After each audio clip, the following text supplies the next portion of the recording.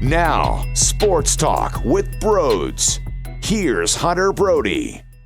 What is going on, everyone? We have great news when it comes to sports returning, and I'm not going to lie to you. This was a little odd. It was a little ironic, if you will. This morning, I woke up. I was having my coffee nice and black, watching my sports, getting myself ready for the day. And you're going to say, Broads, what kind of sports were you watching? There's nothing on TV.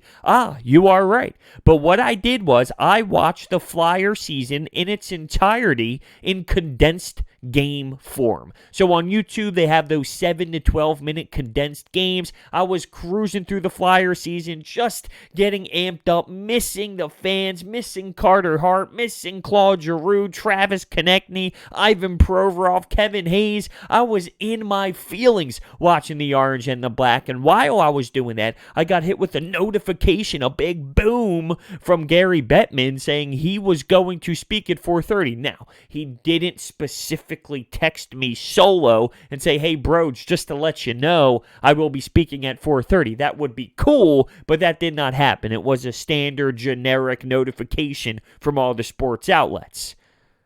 And he hit us with some news. It does seem like it's possible that we won't see hockey for a decent amount of time, but it just shows that it's being talked about, and the process is moving forward.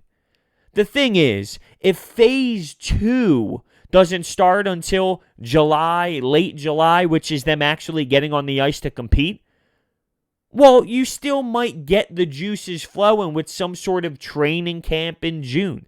See, even if these players, and not just hockey, I'm talking all around sports, if they get back to spring training 2.0, if you will, or some sort of practicing in June, that's enough to get us going. That's enough to get the blood really going through the body. And it's just enough where we are feeding sports coming back so much that will generate so much traffic, so much conversation. Even if the games don't really start until July, it just shows the path is proper, and that's enough for me right now. I'm not going to get so excited to the point where, I'm going to wake up tomorrow and I won't need to watch condensed games because the Flyers will be playing a playoff game tomorrow. No, it's not going to be that way. We're talking weeks and weeks and weeks and weeks away probably, but seeing them come together and pull out an effective game plan, that's awesome. I want to compare, actually, what the NHL did today to what the MLB did, and it's just disgraceful, I'll be honest. A couple weeks ago, I was hard on Blake Snell. I was hard on some other pro players in the MLB, and I still stand by that because I was pissed at them and also pissed at the owners. People have this narrative that if you're not on the player side, that means you're automatically on the owner side. No. I said they needed to come together and find a way to make this work. And what I saw out of the owner's proposal today, it showed me that they're just playing a game. They're not in this mentally to get them actually on the field. They're having laughs. They're joking around about this situation. They're not serious about having the players take the diamond, and that annoys me. So look, there is so much to get into, and I can't wait to do it. And I want to specifically look at how this new format impacts the Flyers. People forget, the Flyers were 41, 21, and 7 and second in the Metropolitan. They were on a tear, and I just think that flies under the radar. And listen, I get it, right? The NHL, it's not the biggest in the world, and hockey is the fourth in the city, and people only realize when they're doing well. And I think the Flyers had a ton of buzz in this city when everything was normal, and deservingly so. They provided great hockey, so they should have that support. But when all this happened, now the talks throughout like the last 7, 8, 9 weeks, it's been about the football season, Eagles, and I get it, there was the draft and the Sixers and the NBA returning, but the juice for the Flyers hasn't been there. And I think this is a reminder. Gary Bettman speaking, it's a reminder that the Flyers are in play, and this format is going to be great for the Orange and the Black. So before we kick things off, I want to let you know about Orbit Energy and Power. They set the standard for clean energy. So whether you are looking to add solar to your home or your company, Orbit works directly with you to ensure that you are getting the best deal. That's not all. They also provide water purification systems, backup energy services, battery storage, and more. So visit them online at orbitenergy.us or give them a call at 800-836-3987. So let's start with the format, the NHL format. The regular season is finished. It's done. It's over with. This is going to be postseason puck.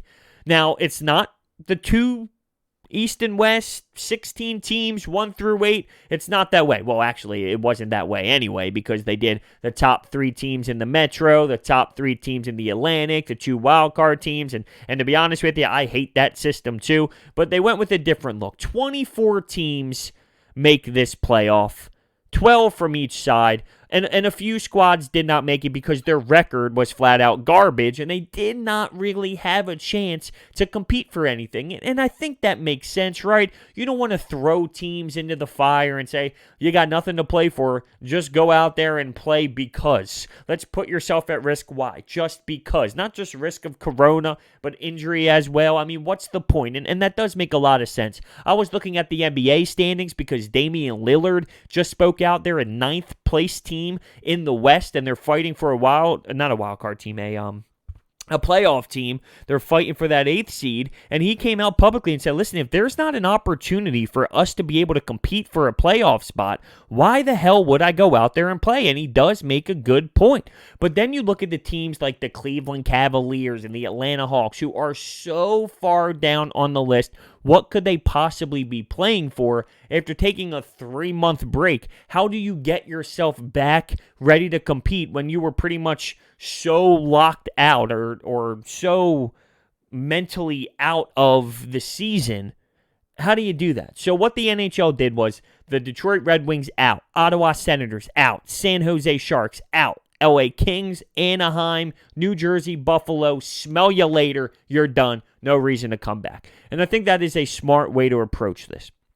Here's where it gets interesting, and this is where it benefits the Flyers. The top 4 teams in each conference will get an automatic bid into the first round of playoffs. So the Flyers don't need to worry about competing for the first round. Essentially, all the other teams besides the top 4 teams in each conference, they have to have a play-in playoff round to get into the first round of playoffs. This is where it's so unique, though. Those 4 teams that I spoke about, they will play in a round-robin tournament to figure out who the first seed is, the second seed is, the third seed is, the fourth seed. Since the Flyers were already the 4th seed, they have nothing to lose. If they lose this round-robin play and become the 4th seed, okay, well, guess what? That's where they were anyway. So it can only benefit them. If Claude Giroux, Jake Voracek, Matt Niskanen, if they're able to take this team on a nice joyride in this round-robin play, it can totally change the outcome of where the Flyers land at the end of this playoff run. But this is where it can hurt other teams. Now, realistically, I don't care about other teams. I care about the squad here in Philadelphia. But if I'm the Boston Bruins, who had 100 points on the season, 8 more than the Tampa Bay Lightning, 10 more than the Caps, 11 more than the Flyers. What the hell? I have everything to lose. They could be the President Trophy winner, which they are, because as I stated, the regular season ended today. So they technically won the President's Trophy. And they could be the 4th seed if they lose the round-robin play out of the top 4 teams. So the Bruins should be pissed. The Lightning should be pissed. They have the chance to move down after having way more success in the regular season. But once again, I don't give a damn about them. I look at the Flyers' point of view, and they have an opportunity to make a little bit of noise and they have nothing to lose whatsoever. If they don't do well there, fine. You know what? I'm not going to cry about it. It would be cool to get the first seed. It will help out later because when you look at the opponents in the matchup, it can give them a better matchup moving forward. But still, I mean, after all this and after the circumstances, what am I going to do? Be pissed off if they land where they actually landed when the regular season stopped? No, of course not. The number 5 through 12 seeds battle it out in a best-of-5 play-in using traditional playoff rules. So no shootout, it's overtime. I mean, they are really going head-to-head to get themselves into the first round of playoffs. It's going to be intense. It's going to have the players going in full speed. Hey, how are you? Playoff hockey. Now, I was always under the mindset of, I want to see them play a regular season out just because it would be essentially their preseason. But if they are going to play exhibition games, if they're going to find ways to get themselves up and down the ice before the playoffs start against other teams in real game situations, well, that's essentially the same thing, right? So I don't care how they do it. I don't care about the technicality of things as long as these players are able to find a way to get themselves back involved, back in shape, and playing games before they just get thrown into the playoffs, then I will be satisfied. I think they do need that, and they deserve it. They do. I mean, they took a lot of time off. They're at home. They're trying to figure all this stuff out, from family stuff, traveling, and a lot of these players are from all over the world. When you look at hockey, you got players from Sweden, Finland, Russia, Canada, U.S. I mean, they are all over the place. So it's just so much going on. I would hope that they found a way to keep themselves in shape, keep themselves on the ice, skating, and making sure their bodies are ready to go. So when the puck drops, it won't be super sloppy. And to an extent, I understand it will be sloppy to some degree. But to limit the sloppiness, I hope everyone was able to kind of figure out a way to stay on top of it. Because it's going to show. I think it's going to show when players step out on there and, oh, man, you did a lot of boozing. You hit those Miller Lights, Bud Lights, IPAs a little tough there, didn't you, during quarantine? How about Phil Kessel? I can only imagine what Phil Kessel is looking like after all those beers and hot dogs. But here's the thing, when it comes to him, it doesn't matter. He's able to execute anyway. He's able to score 1 million goals anyway, right? It doesn't matter how many beers he drinks. I like the fact, though, the conference finals and the Stanley Cup finals will be best of 7. They just don't know at this very moment what's going to happen with the first and second round, if that'll be 5 or if that will be 7. I'm hoping everything becomes 7. We will have to see. So phase 1 is going on. Phase 2 is voluntary small group workouts at team facilities, and that begins in early June. So it's expected that training camps, phase 3, will begin in mid-July. So as I stated, it's not as if tomorrow you're going to wake up, or not even just tomorrow, but in the next couple weeks you're going to wake up and it's going to be here. Maybe the small group workouts could possibly be here because in a couple weeks it'll be the middle of June, but there's still some time to go. It's just nice to hear the conversation, to see the format. You're starting to see these leagues come together and put something out and show a plan that makes sense. You're starting to see an identity when it comes to the leagues coming back, and that is super promising. The play coming back is phase 4, and it will be in 2 hub cities with 12 teams from each conference in each city, and those cities will be selected later. But the cities who are under consideration, Chicago, Columbus, Dallas, Edmonton, Las Vegas, LA, Minneapolis, Pittsburgh, Toronto, and Vancouver. Some of these are a little interesting to me. Like Toronto is a huge city. I mean, you can somewhat compare it to the New York City of Canada. Why even go in a huge place like that? Why go in a populated city like that? Now, I don't specifically know how bad coronavirus is in Toronto, okay? I just don't know off the top of my head what it's like. So maybe comparing it to New York City isn't the best because in New York City, it was one of the biggest spots where it was. But in terms of it being a huge city, a lot of people there, why even go in a spot that's so populated? See, Edmonton, things like that. Get out, get away. Go to those places where you're going to be in this environment where you're not close to all these people. Go into these smaller towns. That makes the most sense to me. But we'll see how the NHL elects to do it. I am actually impressed with Gary Bettman. He gets a knock, and I think he deserves that knock. And realistically, no matter what type of commissioner you are, you get the boos, and you get hated on, and people despise you, and that's part of the gig. You need to expect that. And I would say Gary Bettman, he hasn't done the best job during his tenure, but the way he handled this situation, I'm going to be honest with you. I'm pretty proud of him, and I thought it went smooth. I think this makes a lot of sense. And let's compare it to baseball, because I can't stand the way that baseball handled this situation. Listen to this proposal that dropped. The way it's prorated is funny. So essentially, the way the MLB is setting this up, the owners, the more money you make, screw you. That's essentially the motto. If you're a big superstar, if you're getting paid heavy money, you're not going to see it. But if you're a low salary guy, you'll get a good percentage of your money. That makes no sense. In what world? So if you're a $35 million per year player, you will see $7.84 million. That is a huge cut. If you're a $30 million player, you will see $6.95 million.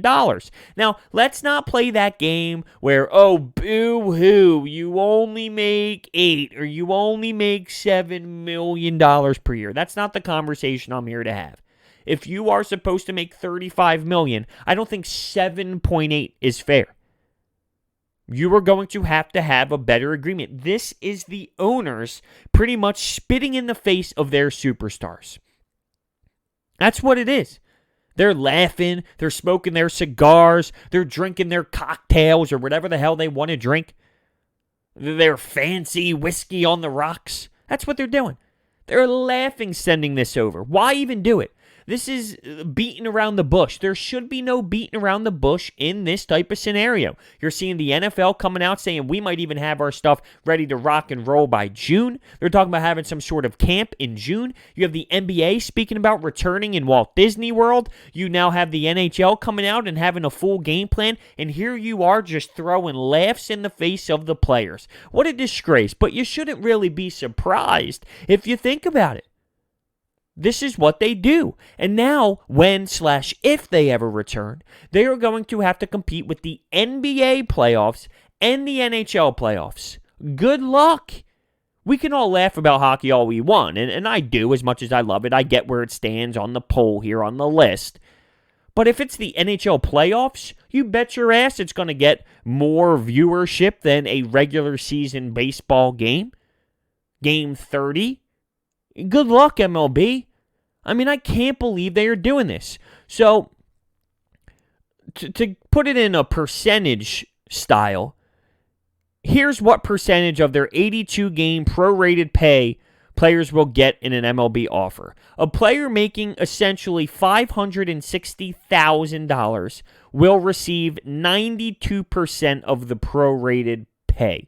Players making $1 million receives 85.8%. Player making $10 million receives 58.2%. Player making $30 million gets 50.9%. Players making $35 million receives 44.3%.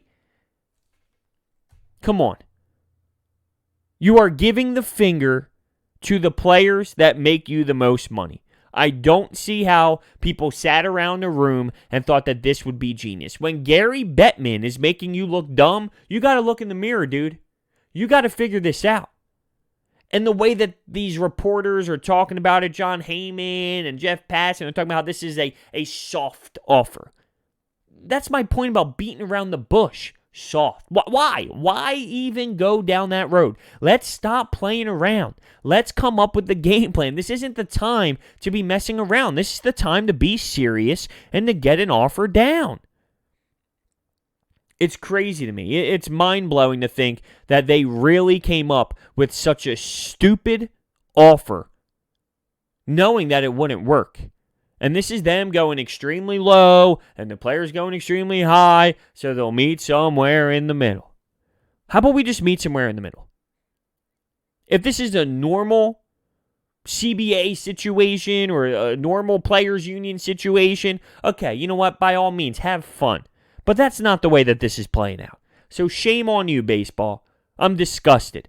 Now, that doesn't mean the players get off free, because if they come back with a ridiculous offer the other way, I'm going to be just as pissed off as I am now with them. I don't want them beating around the bush either. Go in there with a serious mentality and figure out a way to get the product on the field, because everybody else seems to be coming up with a strict plan that makes a lot of sense. Except for you, baseball. Except for you. And it's a joke. So let's tie this back in with hockey, because, I feel like the Flyers, they just haven't gotten enough credit for what they did, and I'm with the rest of everybody else. When all this happened, the last thing on my mind was the Flyers, even though they put on one hell of a display.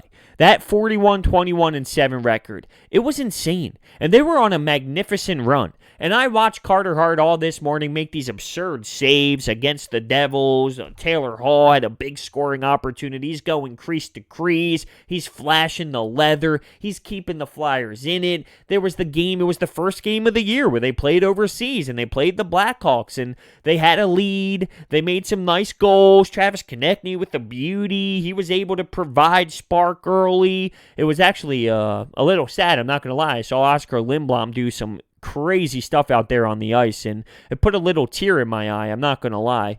I hope him the best with his recovery and everything that's happening right now with him. I really do. It hit me hard, I'm not going to lie. When I saw Lindblom producing and scoring and celebrating, I just put myself in his shoes, and it was a sad moment. But going back to Carter Hart, there were many times in that game against Chicago, late third period, he had to come up big. He had to make some saves, and that's the difference. He is a netminder who really does change the game. And Mike Gill, who I'm on the air with on 97.3 from 2 to 6 p.m., the Sports Bash with Mike Gill and myself, he's not a huge hockey guy like I am, diehard Flyers. He loves hockey, but he's not a diehard, insane hockey fan. But he says Carter Hart makes him sit on the couch. Carter Hart makes him tune in. He wants to sit his ass on the couch to watch the kid play. And that says a lot, for a goalie to move the needle that much. So maybe it's because we've been deprived for so long. That's been the storyline tied to the city for 7 billion years. I mean, definitely that adds value to having a kid so special in between the pipes. But I'll tell you what, he is going to have one hell of a career if he continues to grow. And his mentality is so strong. The way that he has matured as a professional, the way that he just is wired when it comes to learning the game and working on his craft and the little tiny things you need to do as a goalie, being so dialed in. You can see it. He has it. So I can't wait to continue to watch the kid grow. It's a shame he got robbed an opportunity of having flow, because if you remember, the team was on fire. But listen, he gets some playoff experience. And as Sixers fans as well, we talk about this all the time. Ben and Joel, they need to learn the playoffs. It's a different game. It's a different atmosphere. It's a different style of play.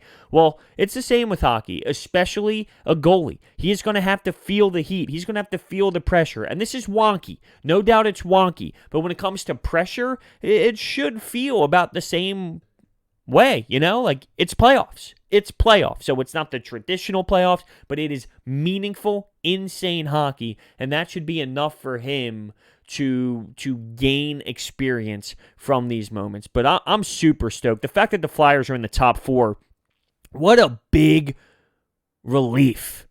What a big, deep breath. They escaped having to play a play-in series. I mean, listen to some of these playoff series in the Eastern Conference. Penguins versus Canadiens. Carolina versus the Rangers. Islanders versus the Panthers. Maple Leafs versus the Blue Jackets. Imagine being a Toronto Maple Leafs fan. They get their hearts ripped out left and right every single year. If you don't know, their Maple Leafs is how we feel about the Eagles. They are that passionate about the Maple Leafs, and they got to play a series to get in to the first round. And what if they fall? I mean, they were in the Atlantic Division in a playoff spot, ready to go for a normal playoff run, and now they have to play some sort of series. And imagine the narrative with the Flyers if they weren't even able to get to the first round of playoffs, technically, because keep in mind, this is a playoff round to get into the playoffs first round. I think I screwed that up. It's a play-in round to get into the first round of playoffs. So we talk about how this team hasn't won a playoff series in forever.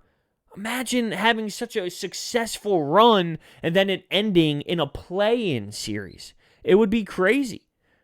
And on the other side, you have the Blues, Avalanche, Golden Knight, and Stars as your top four. And then Oilers, Chicago, Predators, Coyotes, Canucks, Wild, Flames, Jets.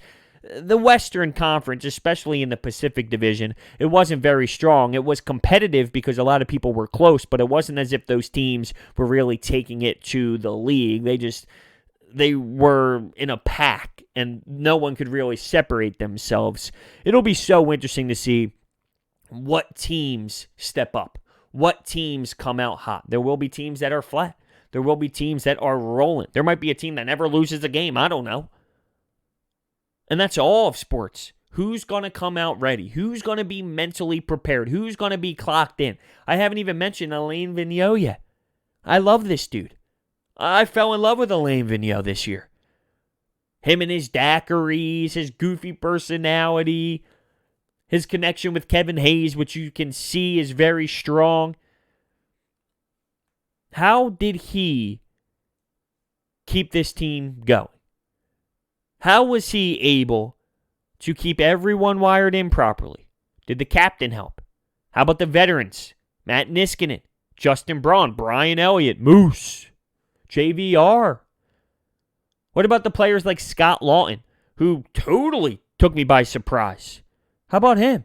Is he going to be able to continue that? Is he going to be able to provide that? Joel Farabee? Hey, rookie year. You're going to have to deal with this. Have at it, kid. How's he going to bounce back?